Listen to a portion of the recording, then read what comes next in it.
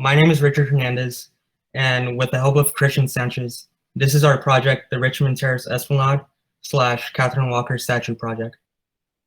One thing we did to get community feedback with the help of Ms. Butts was to send out a survey to get people's opinions on the project and see what activities they would like to see implemented.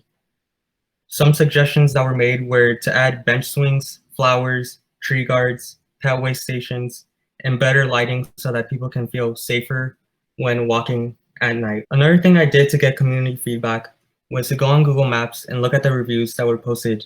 And here you can see the reviews that I found most relevant. From what I read, it seemed that most people went to Esplanade to look at the view and watch the water traffic.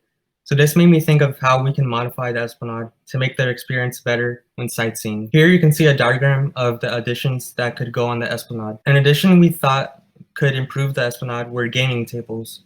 We felt that this would encourage community engagement and attract people at the same time. Looking over the answers for the survey, I noticed that one of the suggestions that were made was to add pet waste stations to encourage people to pick up after their dogs. And I thought that it was a good idea to implement.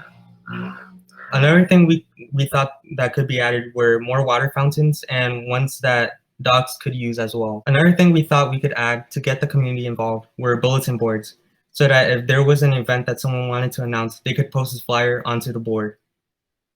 The board can also act as signage, showing different locations around the area. Here's a collage of all the screenshots that I took from the architecture firm Sasaki while doing case studies that helped me visualize some of the ideas that I had. After having a general idea of what we wanted the Esplanade to look like, I started the design process. The first thing I did was trace over a map outline of the Esplanade in Rhino. After outlining the map with the assistance of Mr. Rodriguez, I was able to make a 3D model of the site, which I would then import into Twinmotion to add materials and objects to the model. Before importing the model into Twinmotion, I sketched different design ideas for the Esplanade so that when it was time to add detail to the model, I would have a general idea of the design. After sketching some ideas, I went into Twinmotion and started making what I had sketched with some adjustments here and there. This is what I was able to come up with.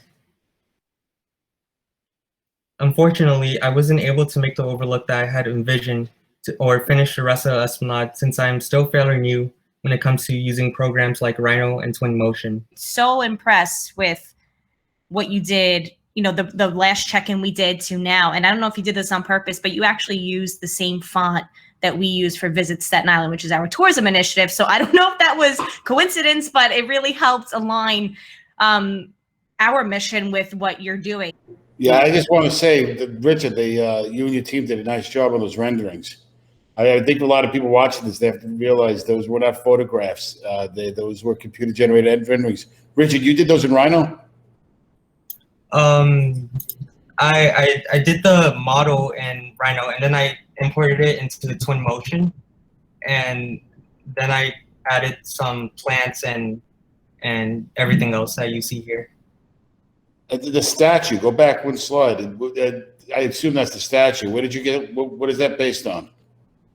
The statue,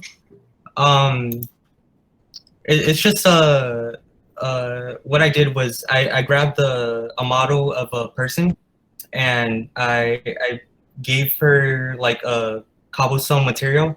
Since I didn't know like what the statue would look like, I just grabbed a random person to represent Katherine Walker.